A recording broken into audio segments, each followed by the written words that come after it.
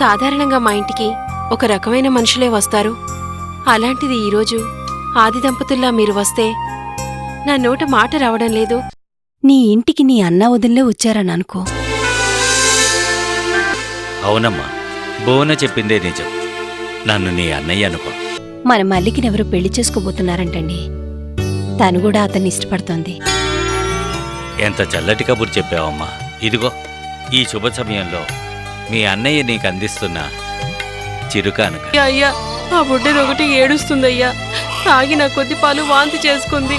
పడదామంటే ఇంట్లో పాలు కూడా లేవు. నాకెందుకో భయంగా ఉందయ్యా. ఏదో ఒకటి చేయవయ్యా. నువ్వు వెతుకుతోంది మున్ని కోసం కాదు, నీ కన్న బిడ్డ కోసం, అవునా?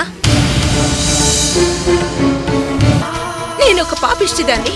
నా స్వార్థం కోసం అమ్మా నాన్నల్ని పొట్టను పెట్టుకున్నాను. నువ్వు త్యాగం పేరిట ఈ రోజు నీ కన్న బిడ్డను చంపేశావు.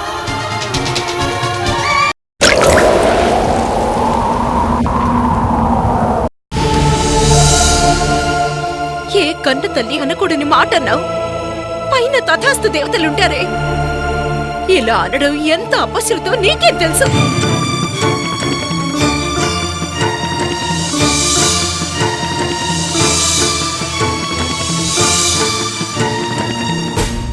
అభం శుభం తెలియని పసిదాని ఉసురు ఊరికే పోదే, అనుభవిస్తావు.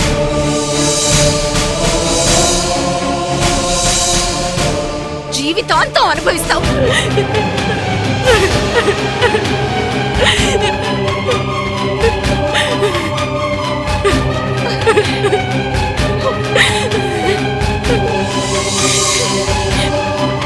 భగవంతుడా, ఆ పసిదాన్ని కాపాడు దేవుడా. దానికి ఏ ఆపద రాకుండా చూడు స్వామి.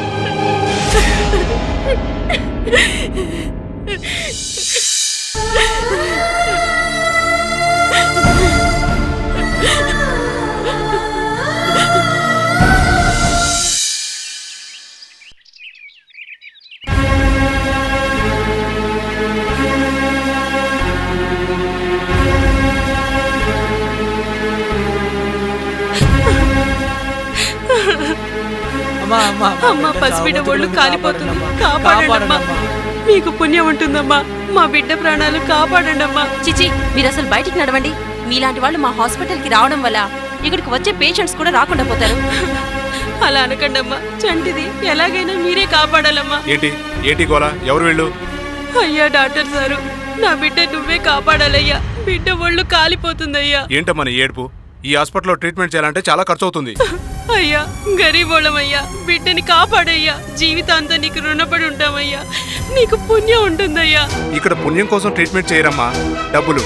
డబ్బులుంటేనే ట్రీట్మెంట్ చేస్తారు. ఇది ప్రైవేట్ హాస్పిటల్. మీ దగ్గర డబ్బు లేకపోతే గవర్నమెంట్ హాస్పిటల్కి తీసుకెళ్ళు. అక్కడైతే ఫ్రీగా ట్రీట్మెంట్ చేస్తారు. అయ్యా, మీరే అలా మాట్లాడితేటయ్యా. నా బిడ్డని కాపాడండి అయ్యా. మీ దండం పెడతానయ్యా. కాపాడండి, మీ దండం పెడతానయ్యా. ఏంటమ్మా ఇది? కాళ్ళ మీదలే.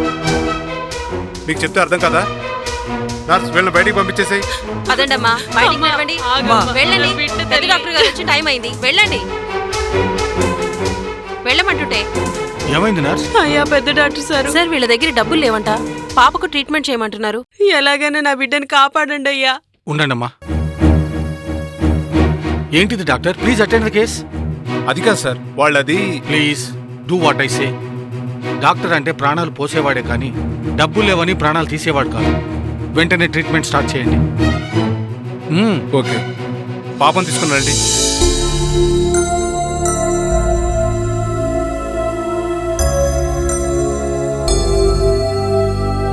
అయ్యా, మీరు మనుషులు కాదు, దేవుడయ్యా. మీరు చల్లగా ఉండాలా? మీ పాపకేం కాదమ్మా. వెళ్ళి కూర్చోండి. కూర్చోండి అమ్మా.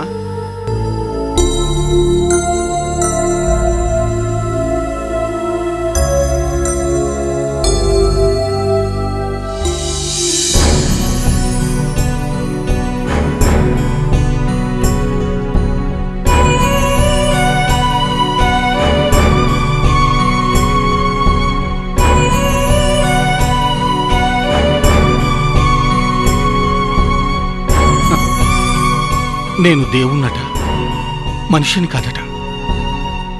తప్పిపోయిన పసిదాని కోసం కలవరిస్తున్న ఆ తల్లి దగ్గరికి బిడ్డను చేర్చలేకపోయాను.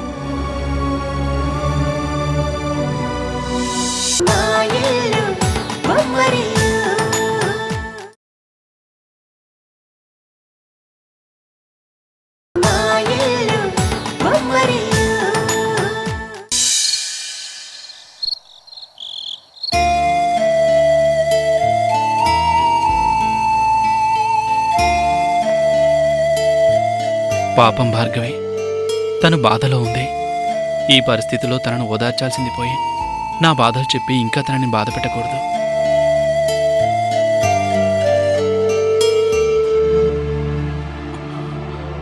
హరిగారు,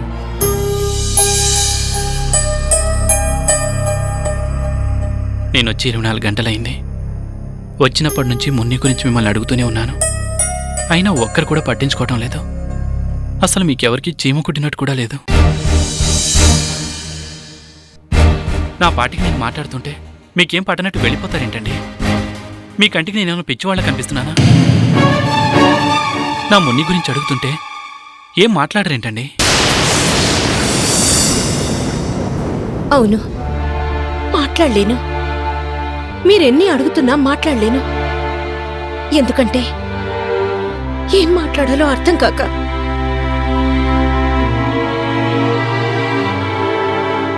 మీరెంతసేపు మీ బిడ్డ గురించి ఆలోచిస్తున్నారు, కానీ నేను పోయిన నా చెల్లెలి బిడ్డ గురించి ఆలోచిస్తున్నాను. ఏమన్నారు? మీ చెల్లెలి బిడ్డ పోయిందా? మీరు ఏమంటున్నారో నాకు అర్థం కాలేదు. చెప్పండి, అసలు ఆ బిడ్డకి ఏం జరిగింది? చెప్పండి.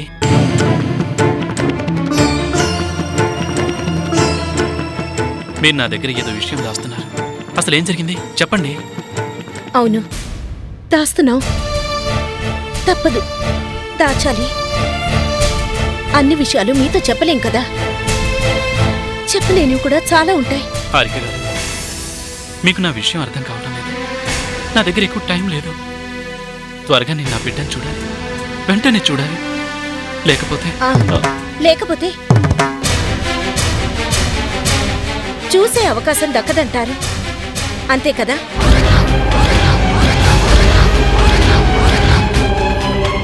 అయ్యో, పొరపాటున చిరాకు పడ్డానే. ఆ విషయం నాకు తెలిసిన విషయం తనకి తెలిస్తే నో.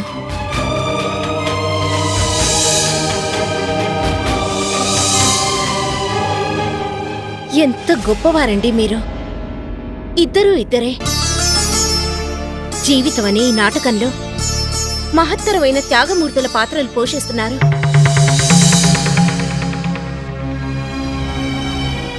ఒక పక్క తానిచ్చిన మాట కోసం కన్న బిడ్డను కూడా త్యాగం చేసిన మహాతల్లి నా చెల్లెలు. ప్రాణాలు పోతున్నా ఆ విషయాన్ని దాచి పవర్ ఆఫ్ అటార్నీ ఇచ్చి మీ సామ్రాజ్యానికి నా చెల్లెల్ని మహారాణి చేసిన మహానుభావులు మీరు. మించిపోయారండి. త్యాగంలో ఒకరినొకరు మించిపోయారు. ఈ విషయాలన్నీ మీరు మా దగ్గర దాచలేరు. అయినా అన్నీ నాకు తెలుసు. మీ పరిస్థితి నేను అర్థం చేసుకోగలను. ఎంతో కాలం తర్వాత కూతుర్ని చూసుకోవడానికి తిరిగి వచ్చిన మీ తండ్రి మనసు ఎంత ఆతృతతో ఎదురు చూస్తుందో నేను అర్థం చేసుకోగలను. కానీ మీరు నన్ను క్షమించాలి. నాకు కొంత టైం కావాలి.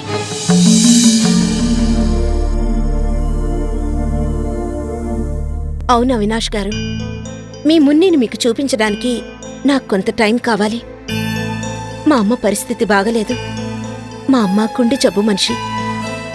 దూరమైన మనవరాల్ని మీ మున్నీలో చూసుకొని ఆనందపడుతుంది. ఈ సమయంలో మున్నిని తీసుకొని వచ్చేస్తే తను తట్టుకోలేదు. ఎలాగైనా అవకాశం చూసి మున్నీని మీ దగ్గరికి తీసుకొచ్చే ప్రయత్నం చేస్తాను. దయచేసి మా పరిస్థితి అర్థం చేసుకొని మాతో సహకరించండి. సరే, అలాగే. అయినా ఈ విషయంలో నన్ను ఇంతగా బతిమలాడాలా? నేను వస్తున్న విషయం మీకు తెలియదుగా. కానీ నాదొక చిన్న రిక్వెస్ట్. కనీసం మున్నితో ఒక్కసారన్నా ఫోన్లో మాట్లాడించండి.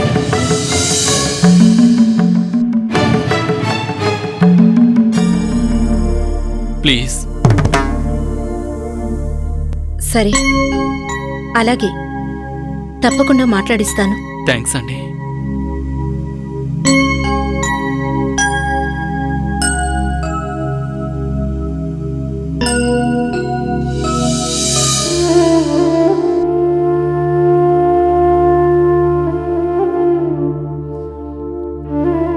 భగవంతుడా, మంచి వాళ్ళకి కష్టాలు కలిగిస్తావు కదయ్యా. ఎప్పుడూ 10 మంది కోసం ఆలోచించి ప్రేమించడం తప్ప ద్వేషించడం తెలియని అవినాష్ గారికి తన ప్రాణానికంటే ఎక్కువగా ప్రేమించే కన్న కూతురు కనిపించకుండా పోయిందన్న విషయం తెలిస్తే అసలే చివరి క్షణాల్లో ఉన్న తన గుండె ఎలా తట్టుకుంటుందయ్యా?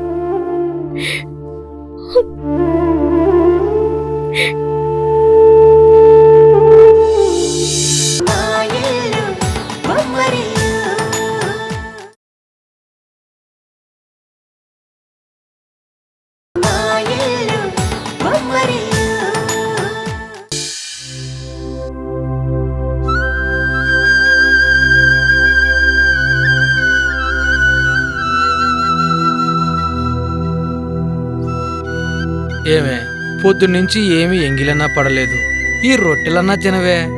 నాకొద్దయ్యా, బిడ్డకెట్టా ఉందో ఏమో. డాక్టర్ సార్ని ఎన్నిసార్లు అడిగినా భయపడొద్దమ్మా అంటాడే కాని బిడ్డకెట్టా ఉందో చెప్పడాయే. బిడ్డకేం కాదులేవే, ముందు నువ్వు ఈ రొట్టెలు తినవే. వద్దయ్యా, తర్వాత తింటాను కానీ ముందు నా బిడ్డ ఎట్లా ఉందో అడిగిరా అయ్యా. నేను అడుగుతానులే, నువ్వు తినవే. వద్దయ్యా, డాక్టర్ సార్ వస్తున్నారయ్యా, వెళ్ళి అడగవయ్యా. వెళ్ళి అడిగొస్తాను, నువ్వు తినవే. సారీ అమ్మా, మేము అన్ని ప్రయత్నాలు చేశాం, కానీ ఆ బిడ్డను కాపాడలేకపోయాం. బిడ్డ చనిపోయిందా?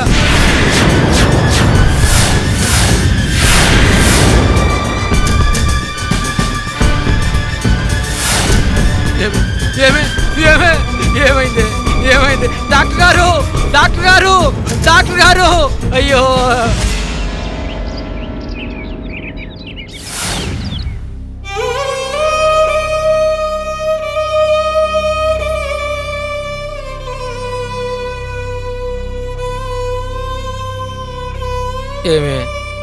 ఏమీ తినకుండా ఎంతసేపు ఇలా కూర్చుంటావే? అభం శుభం తెలియని పసిది, బిడ్డలేని మనకి ఆ దేవుడే మనకి బిడ్డనిచ్చాడనుకున్నానయ్యా. ఇచ్చినట్టే ఇచ్చి మళ్ళా ఆ దేవుడే తీసుకెళ్ళిపోయాడయ్యా. నిన్నిలా చూస్తుంటే నాకెందుకో కాళ్ళు చేతులు ఆడటం లేదే. నీకేమన్నా అయితే నేను మాత్రం బతకగలనంటే లేకవే. పెద్దోళ్ళలో ఎవరన్నా పోతే చుట్టాలొచ్చి పలకరిస్తారే, ఉద్యోగాలకు సెలవు పెట్టి కూర్చున్నా వాళ్ళకి తిండికి లోటుండదే. మనలాంటి పేదోళ్ళు పని మానేసి ఇంట్లో కూర్చుంటే ఎలా బతకగలమే? మనలాంటి వాళ్ళకి రెక్కాడితే కానీ డొక్కాడదే. ఎవరు సచ్చినా బతికినా మనం కట్టం చేయక తప్పదే. పోయినోళ్ళతోటి మనం కూడా పోలేం కదే. లేకవే, కొద్దిగా ఓపిక చేసుకోవే, బయటికి వెళ్దాం. అలా లేకవే, పదవే వెళ్దాం.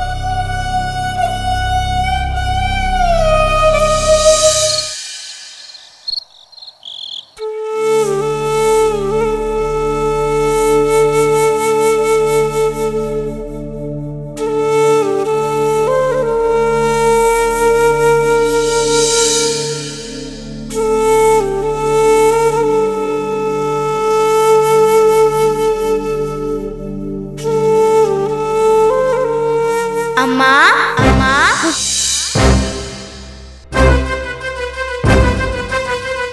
అమ్మా, అమ్మా, అమ్మా, అమ్మా, అమ్మా, అమ్మా, పాపా, పాపా, పాపా, పాపా, భార్గవి, భార్గవి ఏమైంది? పాపండి, పాపా, పాపా, పాపా, పాపా, పాపండి.